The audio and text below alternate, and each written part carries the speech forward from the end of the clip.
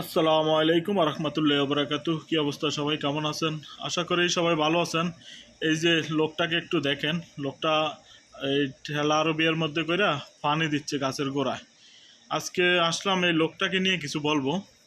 এই লোকটার সাথে কথা হয়েছিল, সে আমাদের বাংলাদেশে একজন ভাই। এই লোকটার আমি কন্টিনিউ এখানে দেখি, তার কাজ হচ্ছে যে এই মার্কেটের আশেপাশে যেই ফুল গাছ এবং মার্কেট সৌন্দর্য রাখার জন্য যে গাছ লাগানো হয়েছে বিভিন্ন ধরনের, সেই গাছগুলোতে পানি দেওয়া। ঠিক আছে, পানি দিয়ে গাছগুলোর পরিচর্যা করা, এটাই হচ্ছে যে ওর কাজ। 8 ঘন্টা কাজ করে এভাবেই, কিন্তু আরবিয়ার মধ্যে করে এরকম একটা ঠেলা আরবিয়ার মধ্যে 2টা ডাম নিয়েছে, ডামের মধ্যে পানি নিয়ে সে এভাবেই পানি দেয় প্রত্যেকটা গাছে গাছে। তো ওর সাথে কথা বললাম যে ভাই আপনি কিভাবে আসলেন, কি আসে বিষয়। পাশের বাড়ির এক ভদ্রলোক আমাকে বলছিল যে বাড়িতে থেকে কি করবেন, আপনি সৌদি আরব চলে আসেন, আমি একটা ভালো ভিসা দেই, গার্ডেনের পানি দিবেন আর এসি রুমে ঘুমাইবেন, মাসে 40-50 হাজার টাকা দেশে পাঠাইবেন।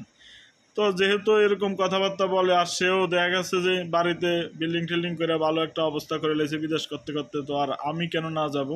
তো আমি ওই লোকের কথা শুনে চলে আসলাম বিদেশ, 4.5 লাখ টাকা খরচ করে। আর আইসা দেখি যে এই সেই গার্ডেন, আর এভাবে পানি দেওয়া লাগে।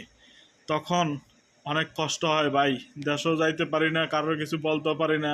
দেশে চলে গেলে এই টাকাগুলোর কী অবস্থা হবে। তো এই জিনিসগুলো চিন্তা করে এই গার্ডেনে এখনও পানি দিচ্ছি। আজকে 5 বছর সৌদি আরব আসছি, দেশে যাইতে পারতেছি না। তো ওর কথাগুলো শুনে অনেক কষ্ট লাগলো।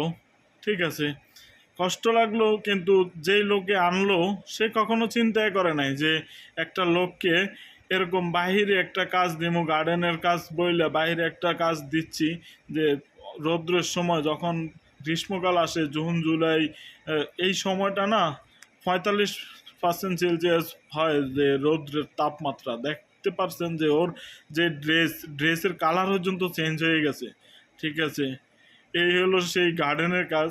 আর যারা মামু খালু তালু সৌদি আরব থেকে ফোন দিয়ে বলে যে বাগিনা ভাইস্তা ভাই এটা সেটা বন্ধু তুমি সৌদি আরব চলে আসো, আমি ভিসা দেই, গার্ডেনে কাজ করবা আর খাইবা, এসি রুমে ঘুমাইবা, মাস শেষে 40,000-50,000 পাঠাইবা, আবার ওভার টাইমও আছে। এই সমস্ত লোভে ভাই কখনো পড়েন না। ঠিক আছে, এই সমস্ত লোভে যদি পারেন তাহলে আপনি মনে করতে পারেন যে আপনি নিশ্চিত যে প্রতারকের হাতে পড়ে গেছেন। আর এই সমস্ত প্রতারক থেকে নিজেকে সেফ রাখার চেষ্টা করবেন। তবে একটা জিনিস এখানে বলে যায় যে কোনো মাধ্যম ছাড়া কেউ কোনো কিছু করতে পারে না, কিন্তু মাধ্যম যখন খুঁজবেন, খোঁজার আগে একটু মাথায় চিন্তা করবেন যে ওই লোকটা কেমন, ওই লোকটার খোঁজ খবর নেবেন, একটু সময় নিয়ে কাজ করবেন। আর সময় নিয়ে যদি কাজ না করেন তাহলে প্রত্যেকটা কাজে আপনি প্রতারকের হাতে শিকার হয়ে যেতে পারেন। আর প্রতারকের হাতে যখন শিকার হয়ে যাবেন, আপনার জীবনের সম্পূর্ণ অর্থ এবং সমর্থ সব কিছু ওই প্রতারকে আত্মসাৎ করে নিয়ে যাবে। তখন আপনার ওই যে ফ্যান ফিটিং করার জন্য আপনার রোমে যে রড ইউজ করা হয়, সেই রডের মধ্যে দড়ি ঝুলানো ছাড়া আপনার আর কোনো কাম থাকবে না ভাই। তো এই সমস্ত দালাল থেকে হেফাজতে থাকবেন। আর দালালকে বলি ভাই, আপনারা বিদেশ আছেন, এই সমস্ত দালালিগুলো ছাইড়া দেন। দেশে তো যাই কিছু করছেন ভালো হয়েছে, কিন্তু দেশের মানুষরে এভাবে কষ্ট না দিয়ে যদি পারেন হেল্প করেন। আর কষ্ট যদি দেওয়ার ইচ্ছা থাকে তাহলে এই সমস্ত কষ্ট না দেওয়াটাই ভালো। কারণ আপনি যদি সৌদি আরবে মৃত্যুবরণ করেন, দেশে নিলে দেশের মানুষ আপনার জানাজায় যাবে।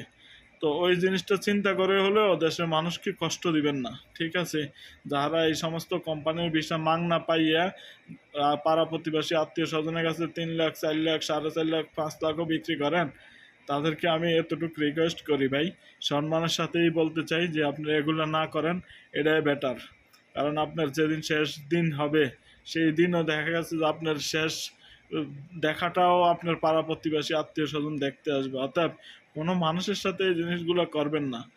আর যারা বেশি টাকার লোভে পড়ে দেশের থেকে শুধু সৌদি আরব কখন আসবেন কখন আসবেন এই চিন্তা করেন, তাদেরকে বলছি ভাই একটু চিন্তা ভাবনা করে আসেন। খুব ভয়ঙ্কর অবস্থা সৌদি আরব, দালালে দেশ এবং বিদেশ সব জায়গায় বেড়ে গেছে। কারণ আমরা এত সব ভাই বাংলাদেশের নাম শুনলেও মানুষ একটু চিন্তা ভাবনা করে যে ওর সাথে কাজ করব না করব না। তো যে যেখান থেকে আমার এই ভিডিওটা দেখছেন নিশ্চয়ই কমেন্ট করবেন। ঠিক আছে, কমেন্টে আপনার মতামত প্রকাশ করবেন, শেয়ার করবেন এবং লাইক করে আমার সাথে থাকবেন। ওকে, আল্লাহ হাফেজ। আমার জন্য দোয়া করবেন, কেউ ভুল ত্রুটি ক্ষমা দৃষ্টি দেখবেন।